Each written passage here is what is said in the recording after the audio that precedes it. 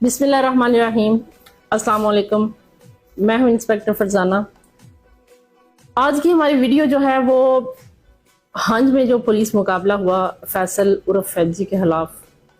اور اس ویڈیو بنانے کا مقصد صرف یہ ہے کہ جب سے یہ پولیس مقابلہ ہوا اس کے بعد سے آج تک جو ہے وہ سوشل میڈیا کے مختلف جو لوگ ہیں وہ فیصل کو ہیرو بنا کے پیش کر رہے ہیں، اور پولیس کو یہاں پہ وہ غلط ثابت کرنے پہ جو ہے وہ لگے ہوئے ہیں۔ میں چاہتی ہوں کہ آپ کے سامنے کچھ ایسے حقائق کو رکھا جائے تاکہ آپ خود فیصلہ کر سکیں کہ پولیس جو ہے وہ کہاں پہ غلط تھی اور فیصل جو ہے وہ کہاں پہ ٹھیک تھا اور کہاں پہ غلط تھا۔ اس مقابلے کا بیک گراؤنڈ جو ہے وہ کچھ اس طرح سے ہے کہ تھانہ ککرالی میں ایک مقدمہ درج ہوتا ہے جس میں ایک صداقت نامی شخص جو ہے وہ مدعی بنتا ہے، اور اس کا ایک آدمی جو ہے حسنین نامی وہ اغوا ہوتا ہے، اور یہ ایف آئی آر ہوتی ہے فیصل عرف فیضی اور اس کے کچھ ساتھیوں پہ۔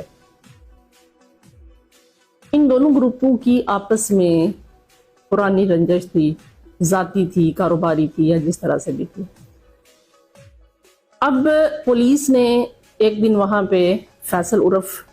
فیضی کو پکڑنے کے لیے جب چھاپا مارا تو یہ لوگ وہاں سے بھاگ گئے، اور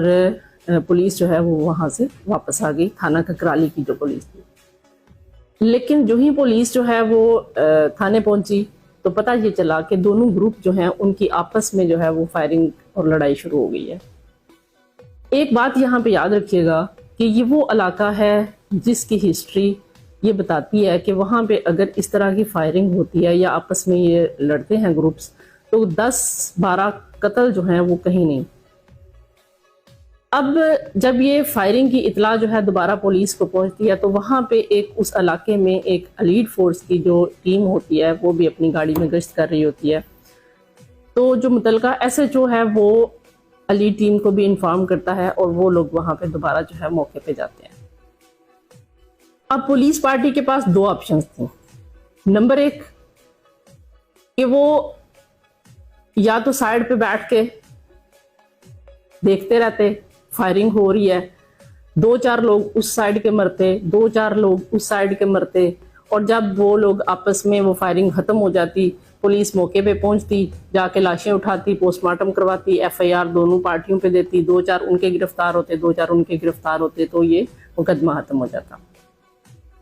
اور دوسرا آپشن پولیس کے پاس یہ تھا کہ وہ وہاں پہ فائرنگ کے دوران وہاں پہ جاتے اور اس فائرنگ کو رکوانے کی کوشش کرتے تاکہ دونوں پارٹیز کی جو جانیں جانی تھی ان کو بچایا جا سکے۔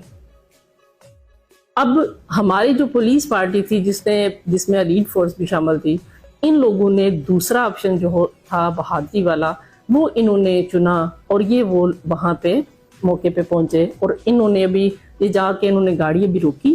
اور جو ہی گاڑی روک کے انہوں نے بیچ میں سے لوگ گاڑیوں سے اترنے شروع ہوئے تو جو دونوں پارٹیز تھی انہوں نے سیدھی فائرنگ جو ہے وہ پولیس پہ کرنی شروع کر دی۔ کچھ گولیاں بونٹ پہ لگیں، کچھ گولیاں جو ہیں وہ طارق عزیز نامی کانسٹیبل کو لگیں، اور کچھ گولیاں جو ہے وہ عامر شہزاد نامی کانسٹیبل کو لگیں، اور جب یہ لوگ وہاں پہ گرے زخمی ہو کے تو پولیس جو ہے انہوں نے بیک فٹ پہ ہونا شروع ہو گیا۔ اب ان لوگوں نے ان زخمیوں کو جو ہے وہ اٹھایا، گاڑی میں ڈالا اور ہاسپٹل کی طرف چلے، اور راستے میں طارق عزیز نامی ہمارا جو ایک جوان ہے، ہمارا بھائی، وہ راستے میں شہید ہو گیا، جبکہ دوسرا جو ہے وہ زخمی، اور اللہ کا شکر ہے کہ اب وہ صحت یاب ہو گیا۔ ساتھ ہی متعلقہ جو ایس ایچ او ہیں انہوں نے افسرانے والا کو وقوع کی اطلاع دی، اور مزید جو ٹیم تھی ان کو بلوایا۔ جب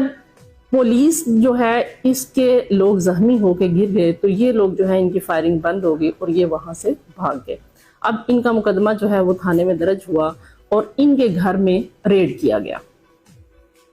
پولیس، ایلیٹ فورس اور ساتھ متعلقہ تھانے کے کچھ لوگ یہ اس کے گھر جاتے ہیں، وہاں پہ جا کے اس کو تلاش کرتے ہیں۔ اس کے بعد وہ وہاں سے واپس چلے گئے۔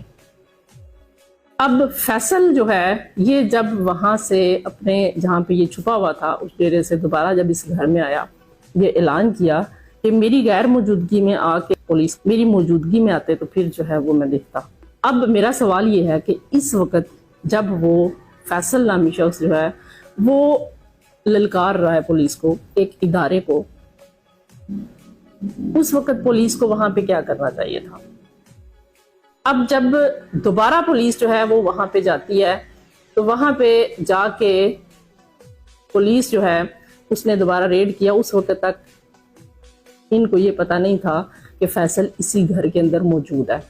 یہ پولیس کی جو پارٹی ہے یہ جب اس گھر میں داخل ہوتی ہے، دروازے کھلے ہوئے ہیں، بیٹھک میں جب علیڈ کا انچارج جو ساتھ 2-3 جو علیڈ کے جوان تھے وہ جب جاتے ہیں تو وہاں پہ ان کو بونٹ جو ہے رائفل کا مارنے کی ان کو آواز آتی ہے۔ اس وقت ان کو یہ پتا چلتا ہے کہ دوسرے کمرے میں کوئی شخص ہے۔ یہ لوگ آؤٹ میں ہو جاتے ہیں، کوئی پیٹی کے پیچھے ہو جاتا ہے، کوئی دروازے کے پیچھے ہو جاتا ہے، یہ آؤٹ لے لیتے ہیں اور پھر وہاں سے یہ بیک پہ ہو کے باہر نکل آتے ہیں اور وہ اطلاع افسران بالا کو دیتے ہیں کہ یہاں پہ فیصل ہنچ یا اس کے ساتھی جو ہیں وہ یہاں پہ موجود ہیں۔ اب کچھ لوگ جو ہیں وہ بار بار یہ بات بھی کہہ رہے ہیں کہ جی 4 لوگوں کو مارنے کے لیے 700 بندہ گیا، یہ گیا وہ گیا۔ اب مجھے ایک بات بتائیں، یہاں پہ پہلے جب طارق عزیز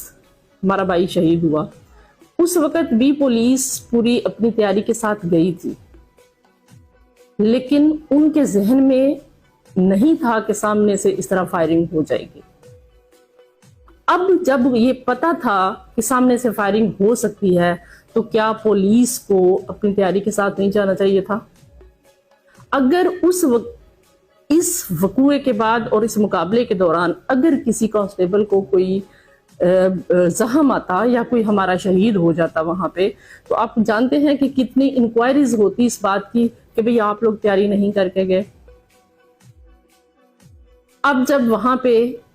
تیاری کی گئی اور یہ پتا چلا، اور دوسری ایک چیز اور، پولیس کو اس وقت تک یہ نہیں پتا تھا کہ اندر 1 بندہ ہے یا 10 بندے ہیں یا 4 بندے ہیں، یہ پولیس کو نہیں پتا تھا، نہ ہی ان کو اسلحے کا یہ آئیڈیا تھا کہ وہاں پہ اندر جو ہے وہ کتنا اسلحہ ہو سکتا ہے۔ موقع پہ جو ہے وہ ہمارے ایس پی صاحب انویسٹیگیشن ریاض ناز صاحب جو ہیں وہ بھی گئے، ڈی ایس پی حضرات جو ہیں وہ بھی گئے اور نفری بھی وہاں پہ موجود تھی۔ مجھے ایک بات بتائیں، جب میگا فون پہ اس کو یہ بار بار کہا جا رہا ہے کہ بھی ہتھیار پھینک کے آپ باہر آ جاؤ، وہ کیوں نہیں آیا؟ جب میگا فون پہ اس کو یہ بار بار کہا جا رہا ہے کہ بھی ہتھیار پھینک کے آپ باہر آ جاؤ، وہ کیوں نہیں آیا؟ وہ آگے سے بار بار یہ کہہ رہا ہے جس کو ہم لوگ بڑے ایک نا دلیرانہ اقدام سمجھ رہے ہیں، جو یہ کہہ رہا ہے کہ بھئی نہ میں نے ہتھیار ڈالنے ہیں اور نہ میں نے بھاگنا ہے۔ تیسرا آپشن کیا ہے پھر؟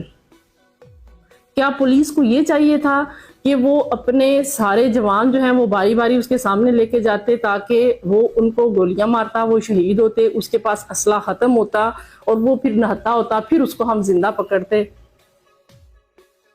وہ ریاست کو للکار رہا تھا۔ جب اس کے باوجود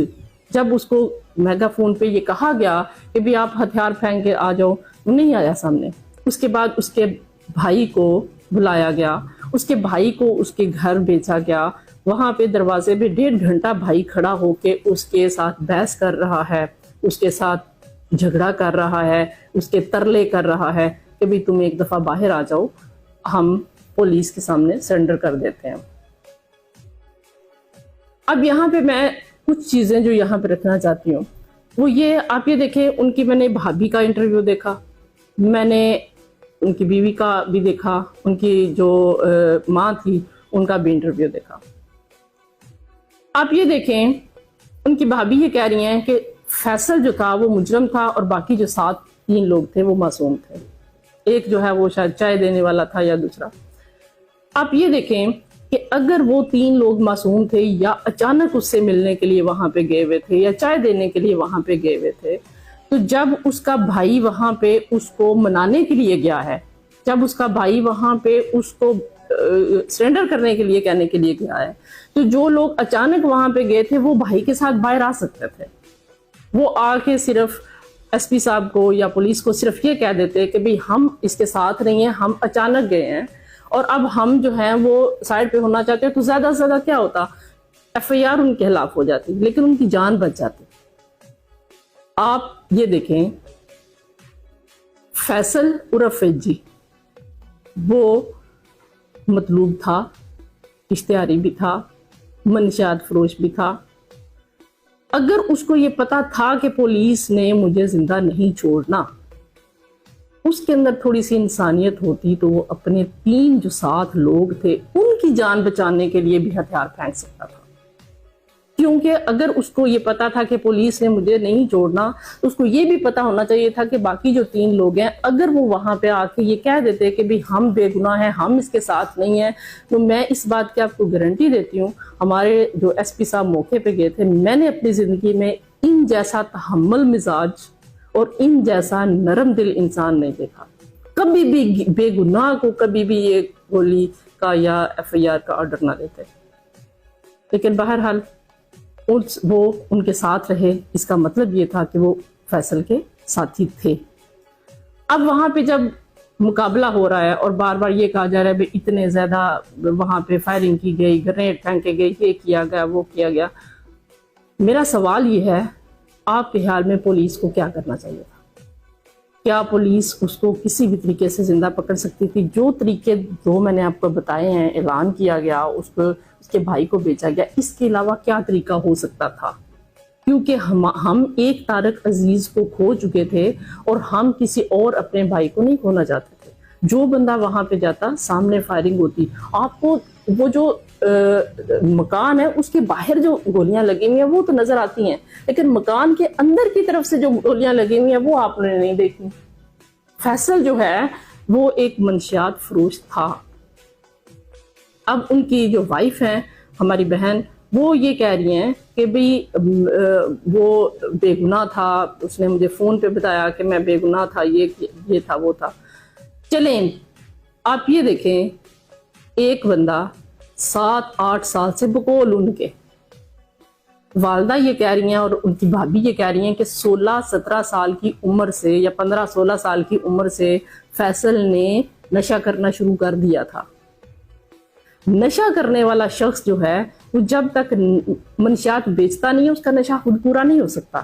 کوئی بھی اتنا لینڈ لارڈ نہیں ہے کہ وہ اپنے گھر سے پیسے لا کے تو نشہ خرید کے پی سکے، اس کو تھوڑا بہت جو ہے وہ بیچنا پڑتا ہے. اب ان کی بات ہی مان لیتے ہیں کہ 7-8 سال سے وہ منشیات فروشی کر رہا تھا. آپ ذرا یہ سوچیں، کیا وہ اچھا کام کر رہا تھا؟ کیا اس نے اس علاقے کی نوجوان نسل کو تباہ نہیں کر دیا تھا؟ 8 سال سے فیصل عرف فیضی جن نوجوانوں کو نشہ فراہم کر رہا ہے اور وہ نشہ کر کے گلیوں میں رول کے مر رہے ہیں نوجوان، کیا کسی والدہ کسی بہن کے دل سے اس فیصل کے لیے بد دعا نہیں نکلی ہوگی کہ جس طرح ہمارے بیٹے رول کے مرے ہیں اس طرح تم بھی رول کے مرو؟ کون سا اس نے ایسا جہاد کیا کہ جس کے لیے ہم اس کو ہیرو بنا رہے ہیں؟ پھر اس کے بعد ایک چیز جو سامنے آ رہی ہے وہ یہ کہ جی اس کو پولیس نے بنایا منشیات فروش. اس کے اوپر 14 مقدمے ہیں. 14 مقدمات میں یہ کچھ میں اشتہاری ہے اور کچھ میں یہ گرفتار ہے، کچھ میں اس کو بری کیا گیا ہے. ایک بات یہاں پہ میں تھوڑی سی اور بھی کلیئر کر دوں، جب ایک منشیات کا مقدمہ کسی ملزم پہ درج کیا جاتا ہے تو سب سے اس کی جو پہلی کنڈیشن ہے وہ یہ ہے کہ اس کے پاس سے گرفتار منشیات جو ہے وہ برآمد ہوتی ہے. اور جب برآمد ہوتی ہے تو اسی وقت اس کو پہلے گرفتار کیا جاتا ہے استغاثے میں، اس کے بعد جو ہے وہ اس کے اوپر ایف آئی آر ہوتی ہے. اور جب پولیس کسی بندے کو گرفتار کر لیتی ہے تو پھر پولیس کے پاس اختیار ختم ہو جاتا ہے کہ وہ اس کو چھوڑ نہیں سکتی. پولیس ایک گرفتاری جس کی ڈلی ہوئی ہے اس کو 24 گھنٹے کے اندر اندر عدالت میں پیش کرنا پولیس کا فرض ہے.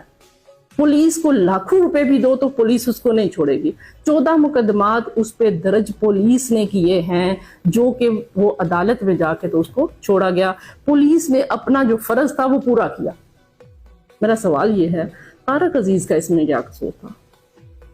طارق عزیز ایلیٹ فورس کا ایک جوان تھا اور ایلیٹ فورس جو ہے اس کی پبلک ڈیلنگ تو زیرو ہوتی ہے. انہوں نے نہ کوئی تفتیش کرنی ہے، نہ انہوں نے کوئی چھاپا مارنا ہے، نہ انہوں نے کسی